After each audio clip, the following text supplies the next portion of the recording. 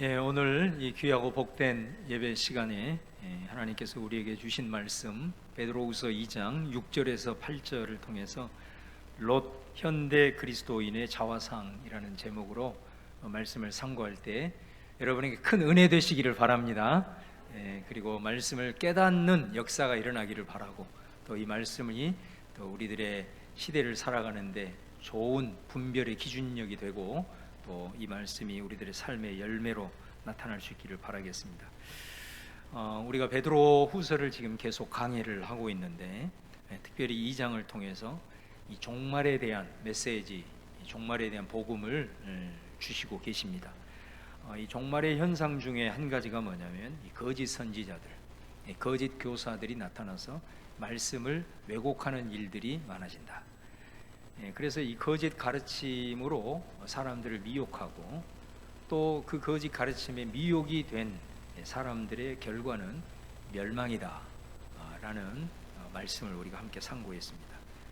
그러면서 이 베드로 사도는 특별히 우리에게 구약 성경의 말씀을 통해서 이 심판의 사례들, 다시 말하면 역사 속에서 일어난 그런 심판의 사례들을 몇 가지를 제시를 하고 있습니다. 우리가 지난 시간에 두 가지를 함께 살펴보았는데, 그 중에 하나가 뭐냐면 타락한 천사들의 심판이었죠.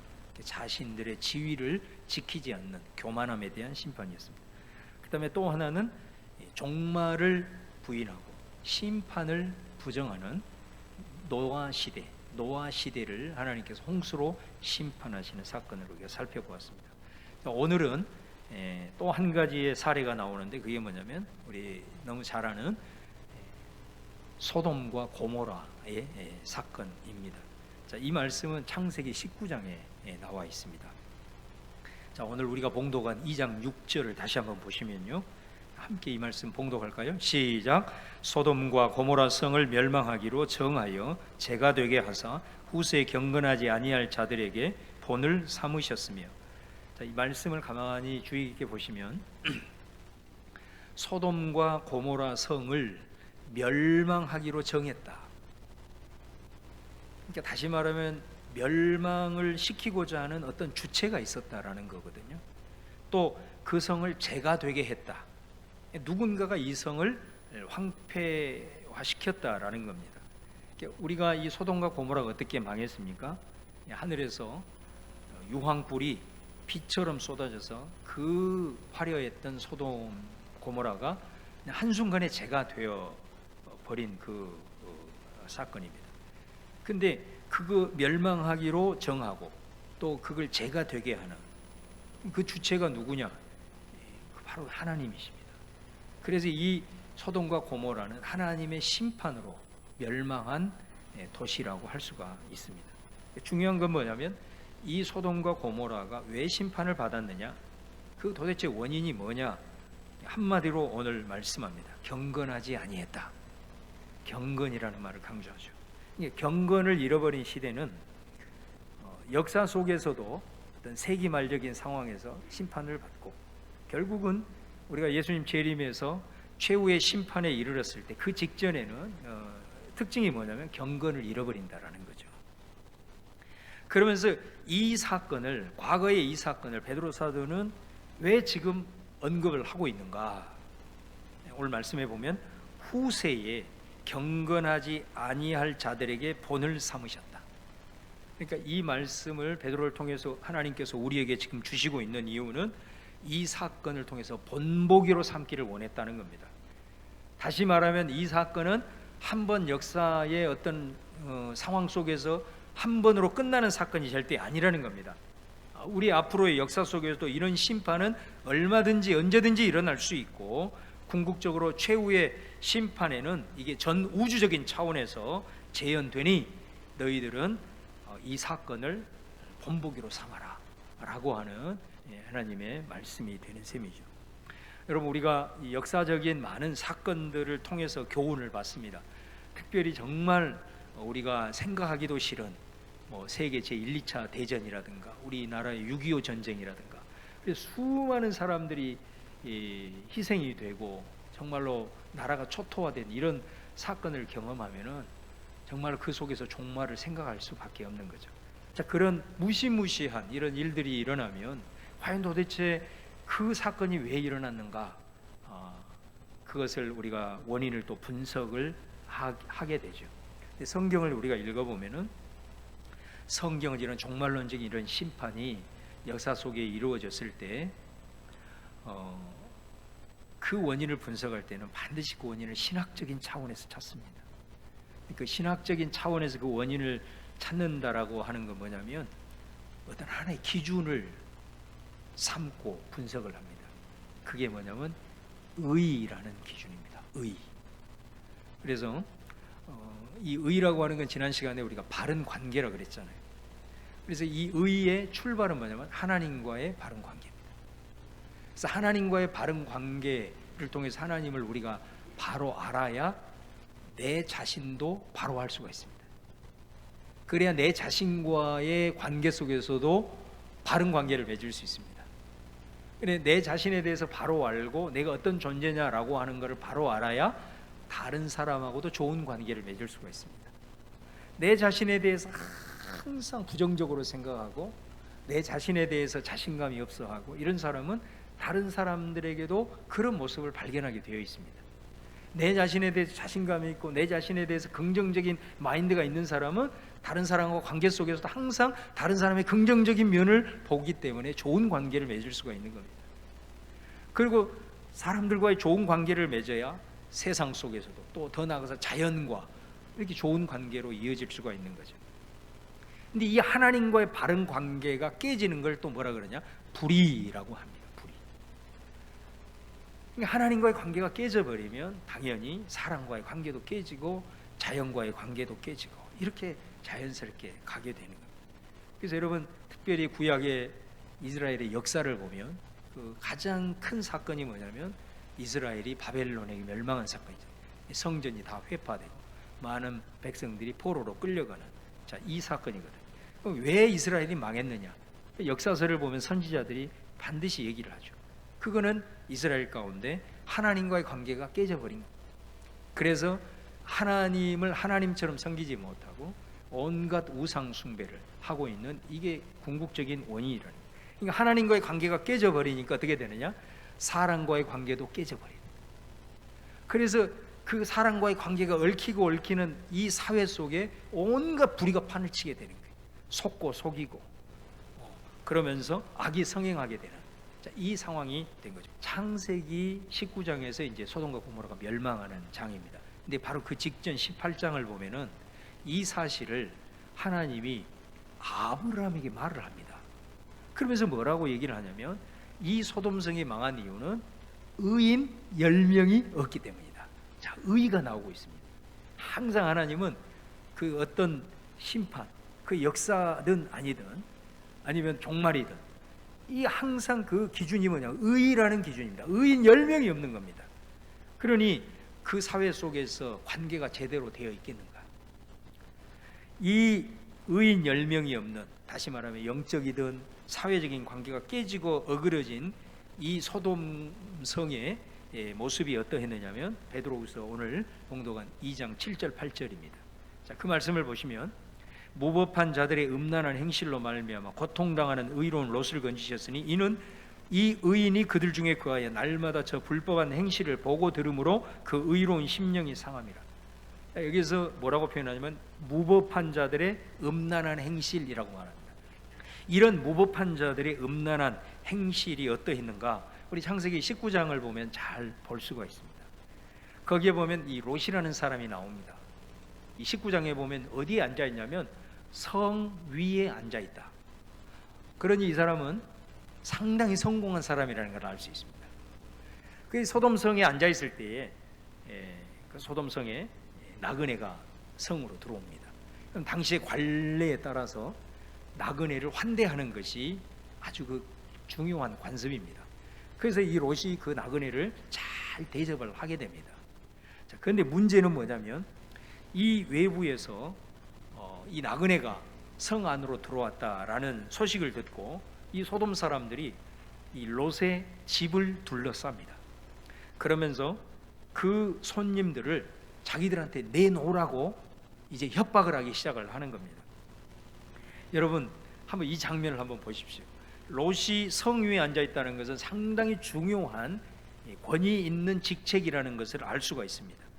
그럼에도 불구하고 사람들이 그에게 찾아온 손님들을 끌어내서 우리에게 넘겨라라고 했다는 것은 권위에 대한 존대가 전혀 없는 사회라는 거죠.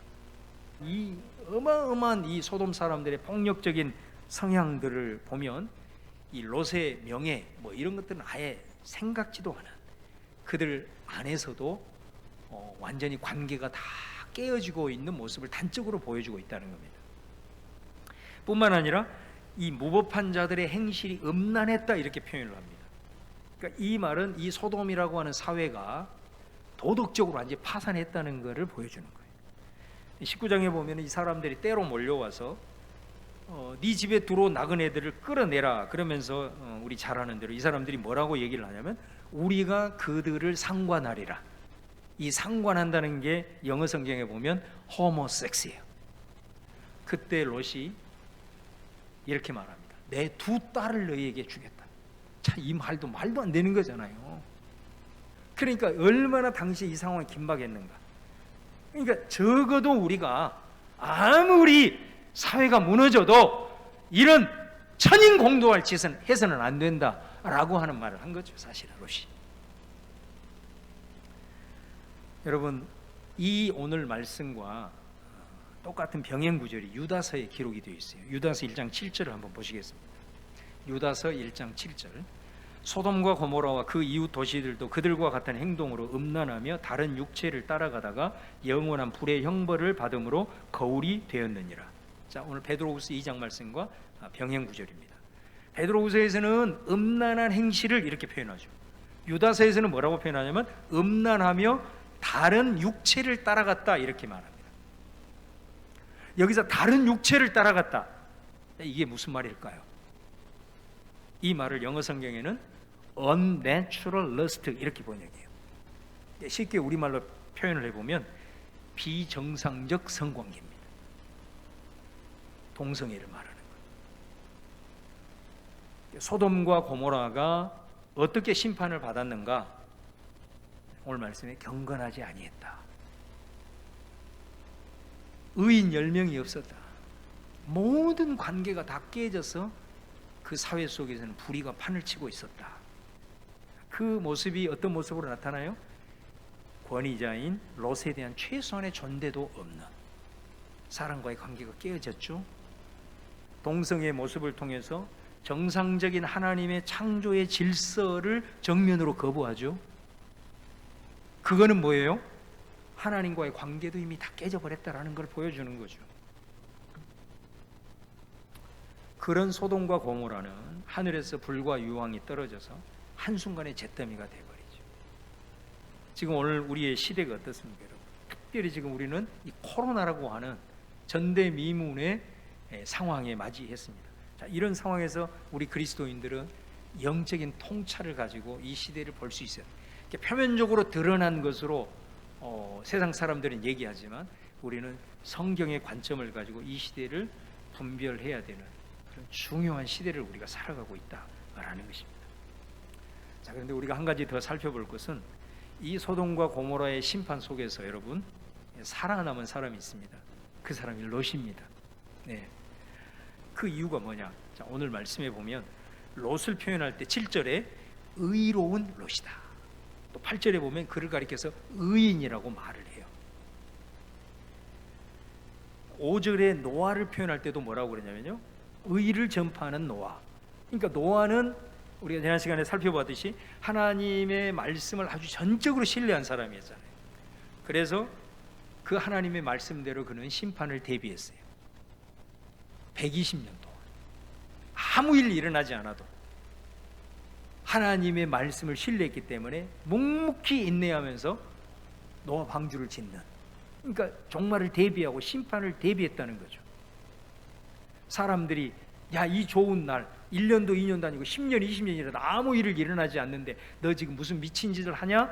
수많은 조롱 속에서도 노아는 하나님의 말씀을 신뢰했기 때문에 방주를 끝까지 지을 수 있었다는 게 뿐만 아니에요. 노아는 자기만 심판을 대비한 게 아니라 자기를 조롱하는 사람들에게 분명히 이 소식을 전했어요. 경고를 얘기했어요. 우리가 이렇게 살아서는 안 되고 우리가 이 심판을 대비해야 된다, 돌이켜야 된다 하면서 그 의를 전파한 사람이 누구였냐? 노아였다라는 거예요. 근데 이 롯이라고 하는 사람은 그런 노아와 같은 의인이었을까? 그런 사람은 아니었던 것 같습니다. 자, 그 단적인 모습이 보여지는데, 이 소돔성의 악행이 극에 달하자 사실은 그 롯의 집에 온 사람들이 누구였냐면 천사들이었잖아요. 그 천사들이 롯에게 말하는 거예요. 지금 이 심판이 임박했으니 너희 가족들을 빨리 불러 모아라. 그래서 가족들끼리라도 피신을 해야 된다. 그때 롯이 자기 딸들에게, 그리고 딸들이 결혼을 했기 때문에 그 사위들에게 여호와께서 이 성을 멸하실 터이니 너희들은 빨리 와서 우리 함께 도망가자, 이렇게 말을 합니다. 그때 성경이 이렇게 기록합니다. 그의 사위들은 농담으로 여겼다, 이렇게 기록하고 있습니다. 그러니까 롯은 사위들과의 관계에서 전혀 영향력이 없는 사람이었다는 거죠. 이렇게 중요하고 생사를 지금 앞두고 있는 이 위급한 순간에 전한 장인의 말에 대해서 농담으로 여길 정도였다면 그 사람이 자기 가족들 안에서, 더 나아가서 사람들 속에서 영향력이 있는 사람이었느냐? 아니었다는 겁니다. 이게 롯의 모습이었다는 거예요. 또 이제 시간이 임박하자 천사들이 그렇다면 네 아내와 두 딸이라도 빨리 끌어내라, 그렇게 재촉을 하게 됩니다. 그때 성경이 뭐라고 기록하냐면 16절 말씀에 그러나 롯이 지체하매, 롯이 그 천사의 말을 듣고 빨리 도망을 가야 되는데 머뭇머뭇하는 겁니다. 자꾸 지체를 하는 겁니다. 그래서 성경에 보면은 사실 롯이 제 발로 걸어가는 게 아닙니다. 천사가 그 손을 잡고 성 밖으로 인도해낸 겁니다. 그러면서 성경에는 한마디를 덧붙입니다. 여호와께서 그에게 자비를 더하셨다. 그러니까 롯의 의로움 때문에 그가 살아난 것이라기보다는 18장에 아브라함이 그 하나님 앞에서 자기 조카 롯을 위해서 중보 기도했던 그 기도를 들으시고 그 롯을 불쌍히 여긴 것입니다. 여러분, 이 롯의 아내가 어떻게 되었습니까? 천사들이 절대로 뒤를 돌아보지 말고 앞을 향하여 달려가라, 그래서 이 천사의 말을 듣지 않고 뒤를 돌아보다가 우리 잘 아는 대로 소금 기둥이 되어버렸잖아요. 그 아내의 모습을 통해서 롯도 그와 다르지 않았을 것이다. 그가 이 소돔성에서 쌓았던 수많은 것들, 미련이 많이 남는 거예요. 떠나야 됨에도 불구하고 자꾸 머뭇거리는 거예요. 미련이 많은 거예요. 이 세상에 대해서도. 이런 롯을 왜 성경은 의롭다고 얘기를 하냐? 자, 오늘 본문이 이렇게 말합니다. 7절에 보니까 음란한 자들의, 이 무법한 자들의 음란한 행실로 말미암아 고통당하는 롯, 이렇게 말합니다. 8절에도 보면 이 의인이 그 중에 거하면서 날마다 그 불법한 행실을 보고 들으므로 의로운 심령이 상했다, 이렇게 말합니다. 그러니까 롯은 이 소돔성에 거주하고 그들과 이제 함께 살면서 많은 물질을 벌어서 아주 부자가 되었습니다. 또 직위도 굉장히 높이 올라가서 아주 명예로운 사람이 되었습니다. 그래서 굉장히 성공한 사람이 이미 분명합니다. 그런데 그 가운데 거하면서 소돔 사람들이 행하는 행동들을 보았습니다. 그 모습들은 너무나도 불법적인 것이었고 하나님의 의와는 상관없는 음란한 사회였습니다. 롯은 그 사회에서 크게 성공한 사람이었지만 그 소돔 사람들의 행위에 대해서는 타협하지 않았습니다. 거기에는 동조하지 않았다는 겁니다. 왜냐하면 그는 그럼에도 불구하고 하나님의 사람이었기 때문입니다. 하나님의 사람이라는 정체성은 롯이 가지고 있었습니다. 그렇기 때문에 이 소돔 사람들의 이 음란하고 이 불법한 행위를 보면서 들으면서 날마다 마음이 짓눌리고 날마다 마음이 상해 있었던 것입니다. 그런데 롯은 딱 거기까지였어요. 거기까지. 롯은 그 불경건한 사람들의 모습을 보면서 그것은 의로운 모습이 아니라고, 하나님의 의를 선포할 만큼 적극적이지 못했습니다. 심지어 이런 불의는 하나님의 심판을 받는다고 경고할 만한 영향력도 없었습니다. 심지어 자기 가족들에게도. 그는 어떻게 보면 자기 자신의 목숨만을 간신히 건질 만큼의 경건을 유지하고 있었던 사람이었다라는 겁니다. 롯을 향하여 의로운 롯이다. 여러분, 이 표현 속에 오늘 이 시대를 살아가고 있는 그리스도인 한 사람 한 사람의 모습을 떠올려 보는 것입니다.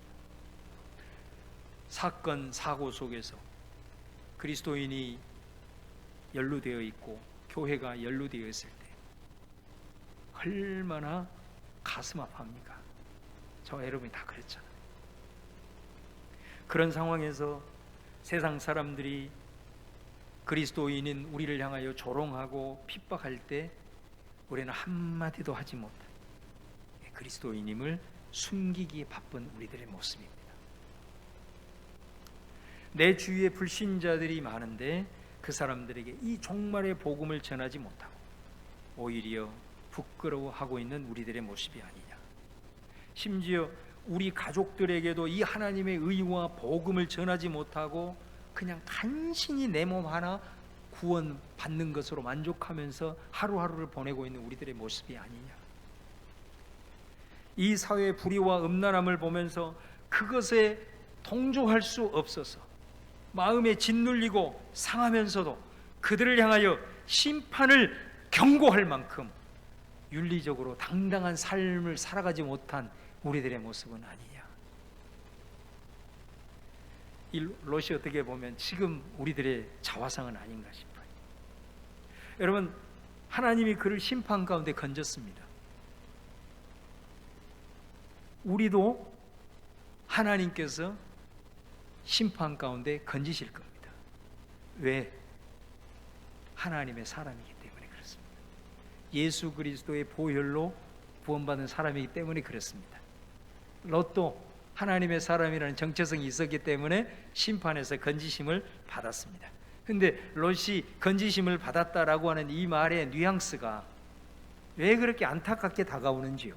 마치 불에 활활 타오르고 있는 장작 완전히 그슬러 버리는 그 상태로 꺼내어진 모습이 롯의 모습이라는 거죠. 여러분, 하나님께서는 우리를 구원하시는데요, 우리를 이런 상태에 있는 멸망 가운데 불에 타고 있는 우리를, 그슬려 있는 우리를 건지십니다. 근데 건지시는 것이 구원의 끝이 아니고 우리를 회복시키십니다. 할렐루야. 그을려 있는 상태로 있는 우리를 건져냈지만, 불 가운데서 건져냈지만 그 가운데 그냥 두는 것이 아니라 우리를 치료하십니다. 우리를 회복하십니다. 그래서 원래 하나님의 형상의 모습으로 점점 더 다듬어 가신다는 겁니다. 그리고 더 나아가서 우리를 하나님의 거룩하심 속에서 변화시켜 나가는 겁니다. 왜 우리를 변화시키실까요? 이 어두운 세상, 불에 타고 있는 저 세상을 우리로 하여금 변화시키는 도구로 사용하기 위해서 우리를, 걸려 있는 우리를 건지셔서 우리를 회복시키시고 치유하시고 그리고 우리를 변화까지 시키는 겁니다. 이게 구원의 모습인 거죠. 이것이 걸려 있는 상태에서 건지심을 받는 칭이요, 우리를 변화시켜 나가시는 성화의 모습이라는 것입니다. 여러분, 이스라엘 백성들이 애굽에서 출애굽을 할 때 완전 오합지졸이었잖아요. 400년 동안 노예 생활을 했기 때문에 노예 근성에 찌들어져 있는 그런 사람들이었지 않습니까? 근데 그를 하나님께서 건지셨죠. 10가지 재앙을 통해서 또 홍해를 건너게 하셔서 그들을 건져내셨습니다. 건져내신 것으로 끝난 겁니까? 아니죠. 그들을 광야를 통과하게 하셨습니다. 근데 광야를 통해서 연단을 하셨잖아요. 그 연단이라는 게 뭡니까? 그들이 400년 동안 찌들었던 노예 근성 다 뽑아내시고 그들의 쓴뿌리들 다 제거하시고, 그러니까 그들을 회복시키신 거예요. 치유해 가시는 거예요. 그래서 그들을 정말 하나님이 원하시는 사람으로 점점 회복시키시고 변화시켜 가는, 이게 바로 광야 40년이거든요. 여러분, 그랬을 때 그들은 어떻게 되었습니까? 가나안을 정복할 수 있었습니다. 여러분, 그들이 처음에 출애굽 막 해서 정탐꾼을 보내잖아요. 그랬을 때 그들이 가나안 땅을 갔다 와서 뭐라고 얘기합니까? 우리는 절대로 저 땅을 정복할 수 없어. 우리는 저들에 비하면 메뚜기 같아. 이렇게 얘기했던 사람들이 40년 동안 광야 생활을 하면서 하나님이 변화시키시고 회복시키시고 그들을 잘 단련한 이후에는 거침없이 가나안 땅에 들어가서 가나안 땅을 정복해내지 않습니까? 이게 하나님의 구원의 역사인 거예요. 우리를 건지시고 우리를 이렇게 변화시켜서 하나님의 역사를 이루는 도구를 우리를 사용하신다라는 것입니다. 할렐루야. 여러분, 저는 이 말씀을 통해서 저와 여러분이 정말로 이런 시대적인 상황 속에서 오로지 나 혼자 겨우 구원받는 그런 롯이 되지 않기를 간절히 바라요. 여러분, 저는 우리 성도들이 당당했으면 좋겠어요. 저는 여러분이 더 이상 위축되지 않기를 바랍니다. 세상 앞에서도 도망 다녀도 우리는 숨을 데가 없습니다. 이제는 그렇게 살아서는 안 됩니다. 우리가 그리스도의 복음을 가지고 있는 자로 우리 당당해야 됩니다.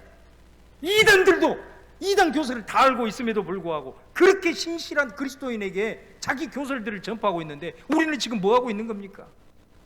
우리 가족들에게도 복음을 증가하지 못하고 겨우 나 혼자 생명 구원 받아가지고 살아가고 있는 롯이 되어서야 되겠느냐 이 말이죠. 다 무너져도 나 혼자만으로도 하나님의 복음은 살아있다라고 전해줄 수 있는 그런 영향력을 발휘할 수 있는 우리 성민의 가족들 될 수 있기를 바라고요.